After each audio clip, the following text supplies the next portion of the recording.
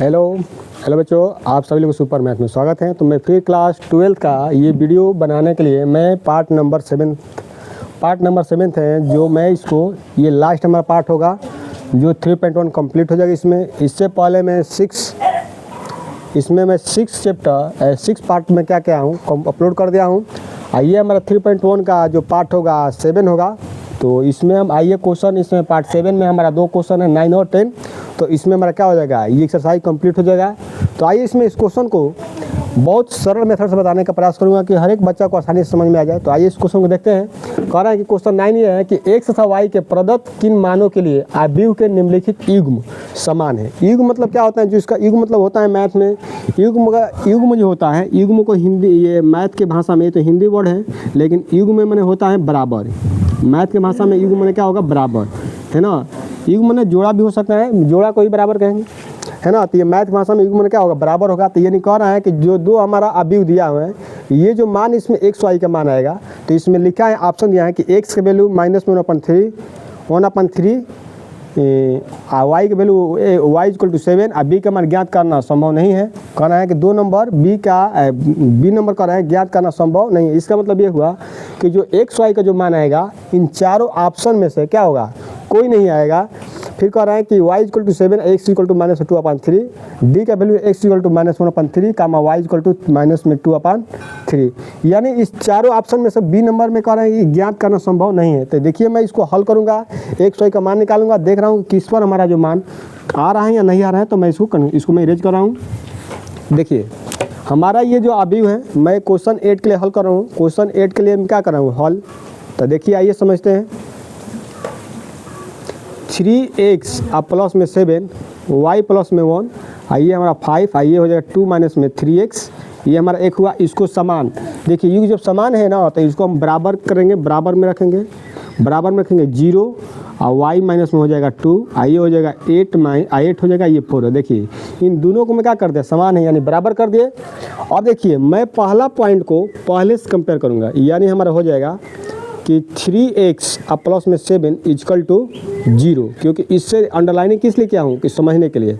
तो ये हमारा देखिए 3x, ये प्लस हो जाएगा तो माइनस में 7 और x = क्या होगा, -7/3। देखिए x का मान आ गया कितना, -7/3 हो गया। अब देखिए ये दूसरे पॉइंट को इससे हम इसको कंपेयर करेंगे। तो ये हमारा हो जाएगा कितना, ये हमारा हो जाएगा y, यहाँ पर लिख देता था y माइनस में 2 = क्या हो जाएगा 5, ये बराबर इसके बराबर होगा। हम देखिए इसको इधर लिखे या इसको इधर लिखे, हमारा कोई दिक्कत नहीं है, हम बराबर मतलब हम किसी को किधर भी लिख सकते हैं। तो देखिए -2 इधर जाएगा तो क्या होगा, ये हमारा हो जाएगा प्लस। तो ये हो जाएगा y = कितना हो जाएगा 5 2 7, तो y का मान आएगा कितना 5 2 7। ये देखिए इसमें हमारा ये मिलाइए कि जो हमारा मान जो आ रहा है वो सही, हम देखिए ये जो मान जो आ रहा है क्या सही आ रहा है, x का मान -7/3 आ रहा है, नहीं। आइए हमारा y की वैल्यू 7, देखिए y की वैल्यू 7 तो है लेकिन x का मान सही नहीं है। इसमें हमारा y की वैल्यू 7 तो है लेकिन x का मान सही नहीं है, इसमें किसी ये मैच नहीं करना। देखिए ये हम दोनों इससे कंपेयर किया हूँ, मैंने इसको हम इससे कंपेयर किए हैं और इसको हम इससे कंपेयर किए हैं। तो x का मान है, देखिए मैं फिर अब इनसे इसको कंपेयर करके देखता हूँ कि y + 1 = 8। तो इसको इधर लेकर जाएंगे तो y = 8 और माइनस में क्या होगा 1, तो यानी y = कितना हो जाएगा 7। देखिए ये भी हमारा ये भी आंसर है, ये भी आंसर है, ठीक है, ये भी आंसर है। अब इससे इसको कंपेयर करिए तो हमारा हो जाएगा कितना 2 माइनस में 3x अब = 4। तो इसको इधर लाइए तो 2, आइए प्लस इधर आएगा तो माइनस में 4, आइए माइनस इधर जाएगा तो क्या होगा प्लस हो जाएगा, -4 में से 2 जाएगा तो माइनस में 2 होगा, यानी 3x होगा, यानी x = क्या होगा -2 अपन क्या होगा 3 होगा। देखिए अगर इन दोनों को कंप्लीट इससे किया गया और इसको इससे कंपेयर किया गया तो इन दोनों में आंसर देखिए क्या हो रहा है, x का मान -2/3 तो आ रहा है। देखिए यहाँ पर -2 क्या आ रहा है 3, तो यहाँ पर -2/3 तो हो गया। यहाँ पर x = 7, y = 7, तो ये तो हमारा ठीक है। देखिए ये जो हमारा मान है क्या हो गया, आसानी से आ रहा है, ठीक है ना।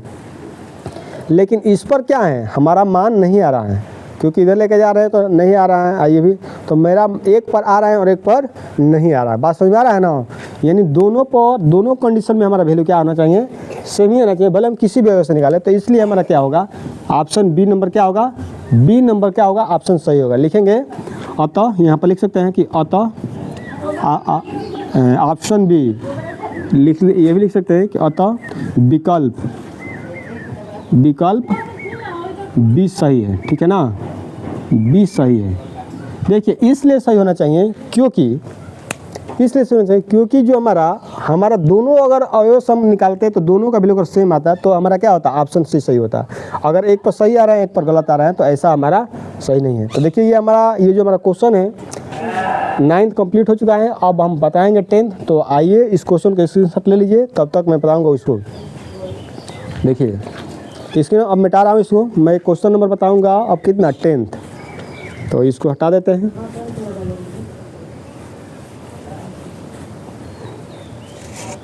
देखिए 512 है। 10 में कह रहा है कि 3 × 3 कोटि के ऐसे अवयव की कुल कितनी संख्या होगी जिनके प्रत्येक प्रविष्टि 0 या 1 है। बात समझिए, ये 3/3 कोटि का अवयव है। तो एग्जाम्पल पर पहले समझ लीजिए। एग्जाम्पल 3/3 कोटि का अवयव होगा तो ये हमारा ऐसा कंडीशन हो सकता है। एग्जाम्पल समझिए पहले।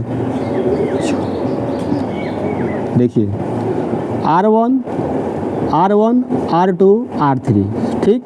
आइए हमारा होगा C1, आइए होगा C2, आइए हमारा होगा C3। ये कॉलम है C1 C2 C3। तो देखिए तो ये पहले पंक्ति को लिखा, पंक्ति 3 है, R1 R2 R3, और कॉलम कितने हैं, 3 है। देखिए अब इसमें ये कह रहा है, इससे मैंने कंडीशन हमारा ऐसा ही बनेगा। ये एग्जाम्पल ऐसा बनता है। इसमें पूछ रहा है ना कि जो प्रत्येक प्रविष्टि है कि तो 0 है या 1 है, यानी जो इसमें अवयव है जो दिख रहा है हमारा अवयव जो हम 2 1 4 0 5 6 लिए हैं, तो ये जो अवयव हैं हमारा, ये कहने का मतलब ये है कि तो ये 0 0 होगा।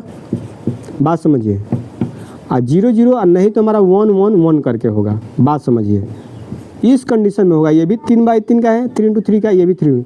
मैंने कंडीशन ऐसा बना, मैंने दो करने का तरीका हमारा कितने हैं, 2 तरीके हैं कि तो 1 होगा नहीं तो 0 होगा। तो मैं इसको मैं क्या करूँगा, पहले समझ, वैसे इसको मैं मिटा रहा हूँ, इसको मैं मिटा रहा हूँ। अब आइए इस पर देखूँगा क्या लिखूँगा। यहाँ पर 10 नंबर के लिए सोल्यूशन है, हल लिख रहा हूँ। चूँकि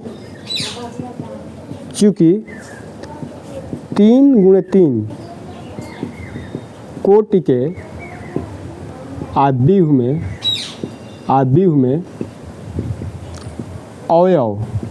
अवयव क्या है, 9 है। अवयव 9 है। देखिए अभी बताया था ना कि जब 3/3 होती है क्या होगा, 9 होगा।